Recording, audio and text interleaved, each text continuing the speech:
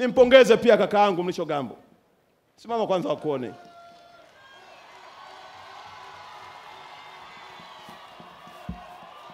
Arusha oye! Nampongeza kwa sababu moja kubwa.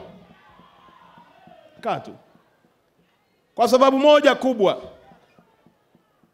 Juzi ameomba radhi bungeni.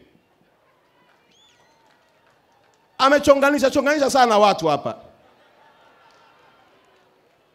Na leo hapa ameanza kumsifia mbunge mkuu wangu wa wilaya kwa sifa zile ambazo alinisifiaga mimi nilipoteuliwa kuwa mkuu wa mkoa.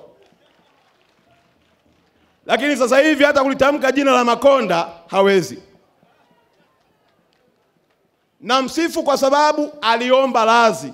Alikuwa anaenda kuharibu maisha ya watu kwa kuwadanganya wabunge, na bunge lisingekuwa makini na waziri wetu Mchengerwa kuwa imara, leo hii kuna watu wangepoteza kazi kwa uongo wake. Sasa ombi langu kwake moja, awaombe radhi watu wote aliowaumiza kwa kuwafitini, kwa kuwachonganisha na kuharibu maisha yao. Kwa sababu bila kufanya hivyo, ngojeni, mzee Mwandi amesema hapa, safari ya mbinguni hata mimi naitaka.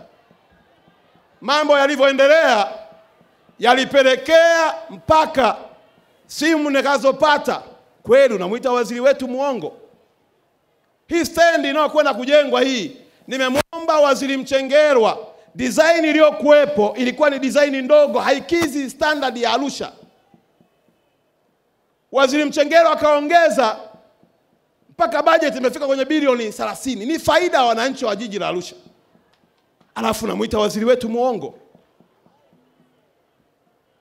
Kwa kuwa bunge limemsamehe, na mimi moyoni mwangu sina shaka naye, lakini sharti langu moja, aliwaumiza na kuharibu maisha yao, akawaombe radhi, ili mbele ya Mungu na mbele ya wanadamu tupate kibali cha kuifanya kazi hii. Mheshimiwa Naibu Waziri Mkuu, hapa nimechomekea tu kwa sababu wajanja wanapokuwa wengi mahala utulivu unapotea. Mimi ndio mkuu wa mkoa hapa. Nitakula spana kila mtu mpaka kazi niliyotumwa ikamilike. Arusha hii tulichelewa mno. Jengo lile la utawala limekaa miaka mingi. Jiji la Arusha wanatumia jengo la mwaka 1959. Watumishi hao wengine wako kwenye mitaa kule, hawana jengo. Na lengo lilikuwa hata hiki tulichokianza kukijenga, alitafuta namna na kenyewe kipigwa marufuku kisimame. Sisi ndio watendaji wa serikali. Sisi ndio tunasimamia ilani.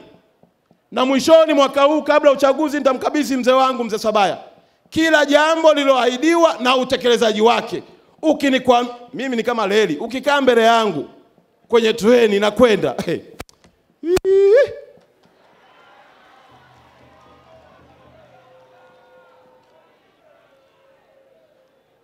miradi ya soko.